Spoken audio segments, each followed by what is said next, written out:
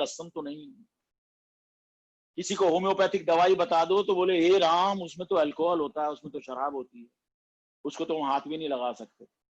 और तो एलोपैथी में क्या होता है पता है, उसका तो तुम्हें पता भी नहीं है उसमें क्या क्या होता है, लेकिन उसको तुम डटक जाओगे।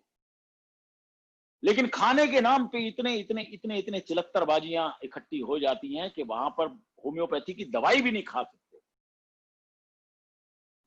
बड़े बड़े महात्मा उसके अंदर अटक जाते हैं, बड़े बड़े महात्मा। मैंने सुना है, बहुत पुरानी ओशो के मुख से सुना है कि एक बार संत कोई कर रहे थे कोई कथा, उनके साथ में और जो लोग आए थे, बहुत सारे कथावाचक आए थे उनके साथ में, तो वहां पर उनको बैंगन की सब्जी परोसी गई और उन्होंने बैंगन की सब्जी निकाल कर एक तरफ रख दी। उन्होंने कहा कि ये बैंगन की सब्जी क्यों निकाल दी? बोले सावन के महीने में बैंगन की सब्जी खाने से आदमी का जन्म अगले जन्म में एक मूर्ख का होता है। वहां कोई मेरे जैसा बैठा होगा तो वो हंस पड़ा कि पिछले जन्म में, ये मूर्खतापूर्ण जो बात कर रहे हो तुम, तो इसका मतलब पिछले जन्म में बैंगन की सब्जी खाई है पक्का। क्योंकि ऐसी मूर्खतापूर्ण बात करोगे कि बैंगन की सब्जी अगर सावन में खाई है तो अगला जन्म मूर्ख का होगा, ये मूर्खतापूर्ण बात नहीं तो और क्या है? अरे कृष्ण कहते हैं मेरी 3 गुणों वाली प्रकृति के पार जो मुझ परमात्मा को जानता है वो ज्ञानी है। ये 3 गुणों वाली प्रकृति कौन सी होती है? ये सात्विक, राजसी और तामसी, कृष्ण कहते हैं। तो ये सात्विक, राजसी और तामसी प्रकृति जो बनती है तुम्हारी, वो तो खाने से बनती है। तो वो कह रहा है इन खाने के पार, इनसे हटके जो मुझ परमात्मा को जानता है, जो सत्य को जानता है, जो सत्व को जानता है, आहार शुद्धो सत्व शुद्धि, जो उसको जानता है वो ज्ञानी है। इसमें कहां से खाने की बात आ गई? तो आहार की शुद्धि में लोग इतने अटक गए हैं, इतने अटक गए हैं, मैं देखता हूं कि उनका जीवन ही वहीं पर अटक कर रह गया, और वो सिर्फ 5% की बात। असल बात कुछ और है, असल बात कुछ और है। आंख अगर तुम्हारी 80% अगर तुम्हारी ऊर्जा आंखों से बाहर निकल रही है, कुछ है तो उसका बंद होना बहुत जरूरी है। वही देखना जो देखने योग्य है, वही देखना जो देखने योग्य है। क्या हुआ? बाजार में चले चले जा रहे हैं, चले चले जा रहे हैं, पहली बात तो मुंह से बड़बड़ा रहे हैं, दिमाग कहीं और है, कोई परेशानी है, कुछ अचानक से देखा 2 आदमी लड़ रहे हैं, बस भाई साहब हटाना हटाना, भाई साहब क्या हो गया क्या हो गया, पूछने लग गए, खड़े हो गए वहां पर। और बड़ी अब इतना दिक्कत आ गई है कि पता ही नहीं लग पा रहा है। एक से पूछा, 2 से, वो दूसरा कह रहा मैं भी समझने की कोशिश कर रहा हूँ भाई साहब, अभी आया हूँ। वहां इतना टाइम तुमने लगा दिया कि केस तो समझे। अगर दूसरा कोई मेरे जैसा साथ हो तो वो कहे चलो यार कहाँ ये से। अरे यार समझने तो कमाल कर दिया, लड़ाई हो रही है, देखिए जरा क्या है। और इन्हीं चीजों का लाभ उठाकर हमसे खिलवाड़ किया जाता है। तुमको पता है कोरोना क्यों जीत गया? कोरोना इसीलिए जीत गया क्योंकि बेफालतू की चीजें देखने में तुम्हारा बहुत विश्वास है, और मीडिया ने सत्यानाश करके दिखा दिया तुम्हारे। ये सब तुम्हारी है। काश कि तुमने टीवी ना देखा होता, 2 दिन जरा 5 दिन 10 दिन देखना मत, पूछना मत किसी से भी, तुम्हें पता ही नहीं चलेगा कोरोना काहे का, कोरोना किसका, हमें क्या पता कोरोना क्या है। हो जाओगे तुम बिल्कुल बायजीत जैसे, भूख लगती है खा लेता हूं, नींद आती है सो जाता हूं, संत बन जाओगे, शांति आ जाएगी, संतुलन में आ जाओगे, संयम में आ जाओगे, साक्षित्व को प्राप्त हो जाओगे। मत करना जरा 2-3 दिन। लेकिन तुम्हारी अपनी मजबूरियां हैं तुम्हारी, तुमको पता ही नहीं करना क्या है। आंख जो 80% देखती है तो चले टीवी देखने के लिए, कभी ये चैनल कभी वो चैनल कभी फलाना चैनल, लड़ाई देख ली है? अब लड़ाई देख रहे हैं तो अब सुनना भी पड़ेगा। अब वहां पर जो सुना जा रहा है वो क्या है? गाली गलौच हो रही है। वो जो कहते हैं लड़ते तुम हो लेकिन उनकी माँ बहन बेटी को ठीक तुम कर देते हो। अबे क्या मतलब है इस चीज का भाई? लड़ते तुम हो लेकिन उनकी माँ बहन बेटी को तुम ठीक करने में लगे हो। वो तुम्हारी माँ को ठीक कर रहा है, वो तुम्हारी बहन को ठीक कर रहा है। क्या है? What is this? और तुम्हें सुनने में बड़ा रस है, तुम्हें सुनने में बड़ा रस है, तुम वहां सुनते हो अच्छे से। और जब तक पूरी बात ना पता लग जाए तब तक एक चीज मिस। अरे कमाल है, ज्ञान का भंडार है गालियां। अगर एक आदि, हमने तो सुनी भी नहीं थी ऐसी ऐसी गालियां, तो ज्ञान तो बटोर ले कुछ। ऐसा ज्ञान तुम बटोरने में लग जाते। अब तुमने देखा क्या तुम देख रहे हो, क्या तुम सुन रहे हो, क्या तुम्हें देखना चाहिए, क्या तुम्हें सुनना चाहिए, तुम्हें पता ही नहीं है। तुम जो सिर्फ इतनी सी बात है कि जो तुम खा रहे हो उसमें सिर्फ एक ही बात का ख्याल रखना है कि आपकी संवेदनशीलता नष्ट ना हो, जो रुचिकर हो, सुपाच्य हो, हल्का हो, दैट्स ऑल। तुम्हारे भीतर कोमलता नष्ट ना हो, संवेदनशीलता तुम्हारी नष्ट ना हो, क्योंकि संवेदनशीलता अगर नष्ट हो गई तो फिर बड़ा मुश्किल हो जाए। संत कहते हैं संवेदना हृदय में ना होती तो हृदय पाषाण हो गया होता। संवेदना हृदय में ना होती तो हृदय पाषाण हो, पत्थर बन गया होता। और तुम खाए चले जाते हो, मांस खाए चले जाते हो, गारिष्ठ भोजन खाए चले जाते हो। गारिष्ठ भोजन खा लो तो खा लो, कोई बात नहीं है, लेकिन तुम मांस खाओ अगर, क्यों मांस बंद है साधक का? उसकी कोमलता नष्ट होती है। और दूसरा, तुम किसको खा रहे हो? मरे हुए को खा रहे हो, किसी जीवंत चीज को खाते। इसीलिए तो कहते हैं कि जब तुम सब्जी को भी अगर चढ़ा देते हो तो वो भी मृत हो जाती है, उसके जो गुण होते हैं, आप उसे कच्चा खाओ, आप ऐसे खाओ, वेरियस टाइप की बातें। लेकिन वो जो तुमने मार ही दिया, जिसको हलाल कर दिया, हलाल मीट साफ, झटका मीट साफ, अब तुमने उसे हलाल करा या झटके से काटा, इससे क्या फर्क पड़ता है? तुमने एक हिंसा की, तुमने एक हिंसा की। महावीर कहे चले जाते हैं तुम्हारी कोमलता नष्ट ना हो। तुम्हारी कोमलता अगर नष्ट हो जाएगी तो सब बेकार हो जाएगा। एक चींटी भी ना मर जाए, ये संवेदनशीलता को उठाने का उपाय है। देखना, एक चींटी भी ना मर जाए, ये तुम्हारी कोमलता है, ये तुम्हारी संवेदनशीलता है। लेकिन वही सूत्र जब महावीर का अहिंसा परमो धर्म इतना समझाया, लेकिन जब किसी और के हाथ में पड़ जाता है तो वो भी करप्ट हो जाता है। तेरा पंथियों के हाथ में लग गया। महावीर के उसमें एक तेरा पंथ है। वो तेरा पंथ ऐसा है कि सब कुछ जानने के बाद भी रास्ते से अगर कहीं जा रहे हो, कोई प्यासा अगर मर रहा है तो उसे पानी मत पिलाना, क्योंकि वो अपना कर्म भोग रहा है और आप उसका कर्म जो हो रहा है उसमें आप बंधन पैदा कर रहे हो, तुम्हारा कर्म बन रहा है। एक आदमी अपना कर्म भोग रहा था, तुमने उसके बीच में कूदकर सत्यानाश कर दिया। एक औरत का बलात्कार हो रहा है, तुम समर्थ हो सब कुछ करने में, तुम्हारे पास रिवॉल्वर है, लेकिन तुम कुछ मत करना, तुम तेरापंथी हो, तुम मदद मत करना बिल्कुल भी। सब अपने अपने कर्म भोग रहे हैं। क्या है? बिना कुछ भी ऐसा खाए हुए, और टमाटर को देख के इनका दम निकल जाए। टमाटर मत खाना, क्योंकि वो खून के रंग जैसा होता है। बताओ, चींटी भी ना मर जाए, चींटी भी ना मर जाए। वो बात कुछ और थी कि तुम्हारी कोमलता नष्ट ना हो जाए, लेकिन हम कुछ का कुछ समझ लेते हैं। एक गांव का जाट हवाई जहाज में बैठकर कहीं पर जाने को हुआ किसी के साथ।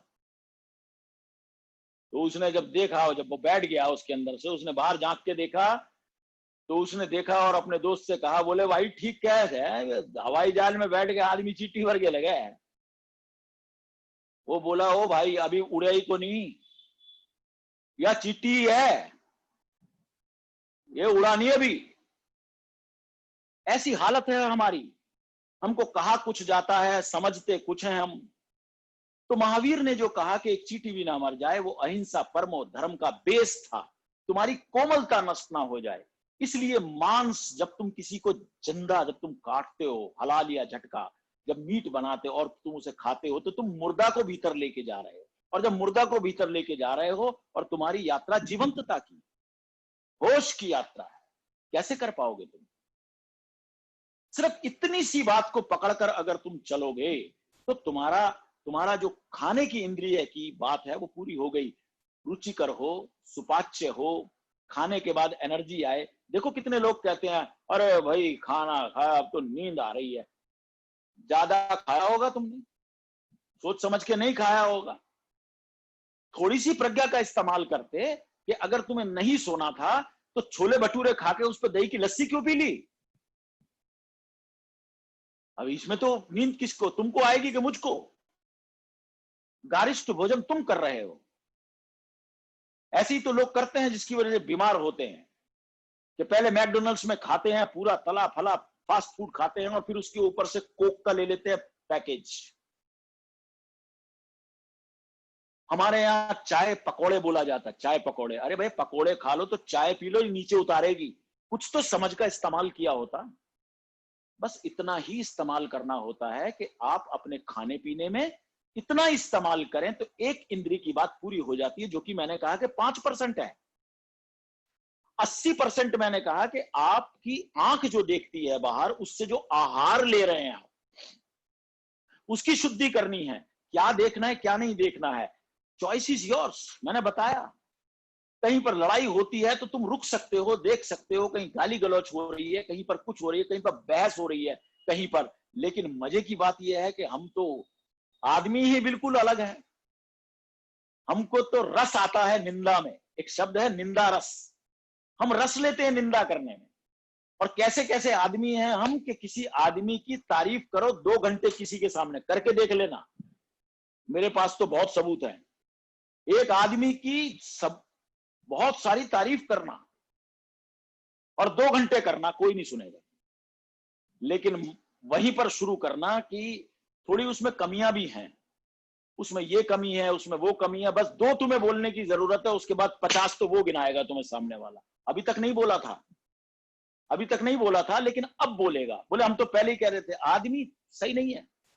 क्योंकि किसी के बारे में कोई आदमी सुनना ही नहीं चाहता कि वो इतना अच्छा आदमी है, ऐसा आदमी है।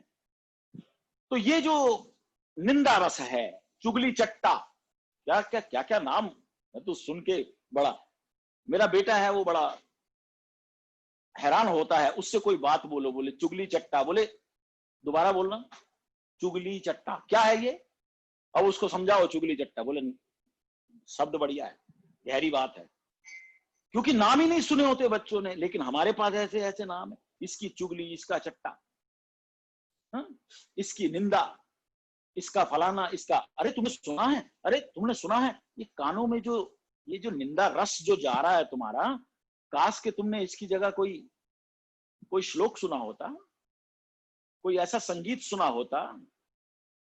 संगीत सुनने के नाम पे भी इतना हा हा हा, वो संगीत सुनते हैं। शास्त्रीय संगीत सुना होता, कोई सॉफ्ट म्यूजिक सुना होता। ये जो चले हैं ये किस लिए चले हैं पता है आपको? सॉफ्ट म्यूजिक जब आप सुनते हो तो आपको भीतर से एक अनुभूति होती है कि मन बड़ा शांत होता है। और फिर उसमें भी, संगीत में भी अल्फा, थीटा, बीटा और डेल्टा, ये वेव्स होती हैं जो आपके मस्तिष्क पे जो डालती हैं, असर डालती हैं, फिर उसका विज्ञान है। हमको क्या सुनना चाहिए, हमको क्या सुनना चाहिए? अरे इसी सुनने की बात से ही तो तुम शून्य में उतरोगे, जहां पर कोई संगीत नहीं है, कोई बातचीत नहीं है, कोई कुछ नहीं है। लेकिन बाहर से इतना शोर शराबा हमने इकट्ठा कर लिया और भीतर हम जाना चाहते हैं परम शांति में, तो हम उस परमात्मा को भी नहीं सुन पाते। सिर्फ इसीलिए तो क्योंकि बाहर हमने इतनी चिल्पाव मचा रखी है। तो वो इंद्री जब भीतर मुड़ेगी तो वो बाहर की चिल्पाव है वो आपको शांत होने देगी नहीं। मन कैसा है? आपने साइकिल चलाई है कभी? साइकिल का पैडल जब आपका चलता है, तो जब आप चलाते हैं तो कभी उसे छोड़ के देख लेना। कुछ दूर तक साइकिल चलती है अपने आप बिना पैडल के, उसके बाद में कहीं जाकर वो रुकती है। ऐसे ही जब तुम मौन होना चाहते हो, मन से मौन होना चाहते हो, तो बाहर के जगत की जो पैडल तुमने मारी है, क्या तुमने सुना है, क्या तुमने ये रायता फैलाया है, वो सब भीतर तुमको तंग करता है। इसीलिए जल्दी शांत नहीं हो सकते। जल्दी शांत होने के लिए बाहर से भीतर की ओर जाना है, तो बाहर चूज करना पड़ेगा। सुनना है तो क्या सुनना है, देखना है तो क्या देखना है, खाना है तो क्या खाना है, स्पर्श करना है तो क्या स्पर्श करना है। आप कहोगे कि स्पर्श करना है तो क्या करना है? हाँ, क्योंकि जो कबीर कहता है, जो तो को कांटा बोवे उसको बो तू फूल, तुझको फूल को फूल है उसको है त्रिशूल। त्रिशूल माने कांटा। जो तो को कांटा बोए, जो तेरे को कांटा बो रहा है बोने दे उसको, तू उसके लिए फूल बो, तू उसके लिए अच्छा कर। मीन्स क्योंकि उसके हाथ में कांटा है, वो कांटे बोता है सबके लिए, तो कभी ना कभी चुभेगा उसको और खून निकलेगा। और तेरा क्या होगा? उसको बो तू फूल। तेरे हाथों में फूलों की कोमलता, तेरे हाथों में फूलों की खुशबू, उसका नर्म नर्म स्वभाव, वो सब तेरे हाथों में रहेगा। तो तुझे क्या स्पर्श करना है, कैसी चीजों को स्पर्श करना है, ये सब तुझे देखना होगा। अगर नहीं देखा तो सब मुश्किल हो जाएगी। जीभा को देखना होगा, कान को देखना होगा, आंख को देखना होगा, ये सारी चीजें, बस इतना सा खेल है। लेकिन ये इतना बड़ा खेल है कि छोटा सा खेल ही तुम्हारा भीतर के जगत को सब करप्ट कर देता है। एरर आ जाती है, तुम्हारे सिस्टम में एरर आ जाती है। फिर सुधरवाने के लिए जाओ भैया कहीं पे, अब वो कितने दिन लगेगा, सुधरेगा कितना, बिगाड़ा किसने? तुमने। तो कहते हैं आहार शुद्धो सत्व शुद्धि, सत्व की शुद्धि हो जाती है। सत्व शुद्धो ध्रुवा स्मृति। अब ये जो स्मृति है, इसके बारे में बड़ी भ्रांति हो जाती है कि ये स्मृति क्या है। कोई स्मृति को याददाश्त कहता है, बताओ, स्मृति को याददाश्त कह देगा, जबकि उसका स्मृति का मतलब ही आत्मस्मरण है। इसको बुद्ध कहेंगे सम्मा सती, इसको महावीर कहेंगे सम्यक स्मृति। देखो नाम भी जुड़ा हुआ उसमें, स्मृति, सम्यक स्मृति, सम्यक बोध, जिसको वो कहेंगे सम्यक स्मृति। और गुरुजी उसको कहता है राइट माइंडफुलनेस, होश। ये जो होश है, ये जो होश है, ध्रुवा स्मृति। ये ध्रुव तारा देखा है तुमने? ध्रुवा का नाम क्यों आया है? अटल। वो जो तुम्हारा होश है, फिर वो अटल हो जाता है, ध्रुवा स्मृति। और इसका लाभ क्या होता है? स्मृति लाभ है। स्मृति का लाभ भी तो होगा, स्मृति लाभ है। और जिसको महावीर ने कहा है कि विवेक से चलो, विवेक से उठो, विवेक से बैठो। ये जो पांचों इंद्रियों की उन्होंने बात की है, विवेक से छुओ, वो उसी के लिए कहा है कि होश से चलो। अगर गुरुजीएफ की भाषा को यहां पर जोड़ें, होश से चलो, होश से बैठो, होश से खाओ। ये वही है जैसे हिंदुओं में माँ कहती है बेटे ध्यान से खाना, बेटे ध्यान से पेपर देना, बेटे ध्यान से ऐसे करना, बेटे ध्यान से ऐसे करना। ये वही है महावीर का, विवेक से चलो, विवेक से उठो, विवेक से बैठो, ये सब वही है। और अगर इस विवेक का हमें ध्यान ना हो तो सारा सिस्टम करप्ट हो जाता है, सारा सिस्टम। स्मृति लाभ है सर्व ग्रंथि नाम। ये स्मृति का जो लाभ होता है, ये जो सम्यक स्मृति का जो लाभ होता है, वो ऐसा होता है। देखते हो, मुझे इन बातों पर ओशो की बहुत ध्यान आती है। ये होश की बात मैं कर रहा था। बुद्ध ने कहा कि आंख की इंद्री तुम्हें परेशान कर सकती है, तुम्हारा जीवन पलट सकती है, इसलिए जो देखना वो जरा हिसाब से देखना, 4 कदम देखना। लोगों ने कहा कि ये 4 कदम का रहस्य समझा दो। तो उन्होंने कहा 4 कदम से आगे अगर देखा तो हो सकता है कोई स्त्री अगर सामने आ गई और तुमने उसे देखा और तुम्हें भा गई, तो तुम उससे शादी कर लोगे, और शादी कर लोगे तो फिर बच्चे होंगे, बच्चे होंगे तो फिर वो तुम्हें तंग करेंगे। और फिर क्योंकि तुम हो ऐसे, तुम आगे की सोच नहीं सकते। जो बात सोचनी चाहिए वो आगे की तुम सोच नहीं सकते, जो नहीं सोचनी चाहिए उसे तुम सोचते रहते। तो वो कहता है कि 4 कदम देखना। किसी ने प्रश्न कर दिया कि बुद्ध से कि अगर 4 कदम देखना ही पड़े तो, मजबूरी हो जाए तो उन्होंने कहा कि फिर छूना मत, देख लेना स्त्री को, चलो छूना मत। तो उन्होंने कहा कि चलो आपकी बात हम बड़ी करते, लेकिन अगर छूनी पड़ जाए तो फिर बुद्ध कहते हैं कि फिर होश रखना। ओशो व्याख्या कर रहे थे और इस बात की और कह रहे थे, तो किसी ने पूछ दिया आप अपने सन्यासी को क्या कहना चाहेंगे? ओशो कहते हैं मैं कुछ नहीं, खूब छूना आराम से, लेकिन बस होश रखना। तो पहले ही बात में बात पूरी हो जाती है कि होश रखना।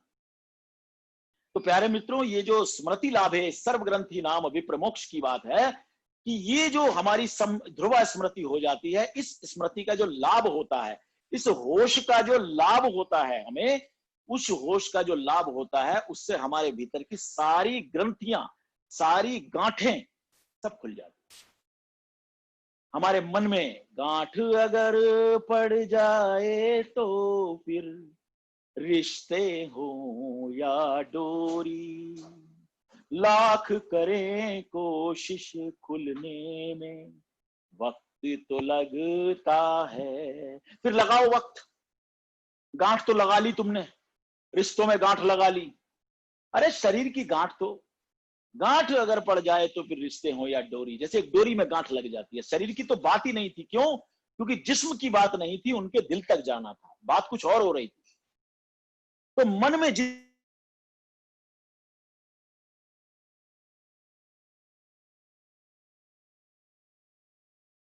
अधिकारी हो जाते हो, फिर कुछ भी नहीं बचता दोस्तों। तुम मोक्ष के अधिकारी हो जाओ, यही तो हर संत की कामना है, हर संत की तुम्हें दुआ है, आशीर्वाद है कि तुम कैसे उस जगह पर पहुंच जाओ कि जो तुम्हारी अंतिम विधा है। तो ये जो प्रत्याहार की जो मैंने बात की, इंद्रियों की, इस बात को विशेष रूप से याद रखना मेरे दोस्तों। बहुत बड़ी बात है कि आप 5% में अटक के रह जाएं और फिर 100% आपका हाथ से चला जाए, क्योंकि सिस्टम करप्ट हो जाएगा आपका। और पतंजलि के इस प्रत्याहार को भी आप नहीं समझ पाएंगे, उसके मर्म को नहीं समझ पाएंगे। इसीलिए उसके मर्म को अगर समझना है तो सिर्फ इतनी सी बात याद रखना कि जो बाहर से आप ले रहे हो वो आहार होता है, वो 5 इंद्रियों के हिसाब से आपके भीतर जाता है, और वो भीतर जाता है तो सत्व की शुद्धि नहीं हो सकती। जो बाहर से आपने लिया है वो अशुद्ध हो जाएगा, मन अशुद्ध हो जाएगा, सत्व की शुद्धि नहीं होगी, और फिर सारा सिस्टम करप्ट होगा, आपकी ग्रंथियों में गांठें पड़ेंगी, सारा काम गड़बड़ होगा। बुराई को आरंभ में रोक दो, आपने पढ़ा होगा। तो ये जो बुराई का जो आरंभ होता है, ये बाहर के जगत से और भीतर के जगत में जब प्रवेश होता है तो ये इंद्रियां बड़े काम की हैं। इसीलिए चूज करना, क्या देखना, क्या सुनना, क्या जिह्वा पे ले जाना, क्या स्पर्श करना, कैसे हमको ये सब कुछ करना है, बस यही प्रत्याहार का मर्म है। ये प्रत्याहार की आत्मा को ही छुआ जा सकता है। प्रत्याहार अभी खत्म नहीं हुआ है, अभी एक बात और भी है, उसकी व्याख्या कल हम करेंगे। आज इतना ही।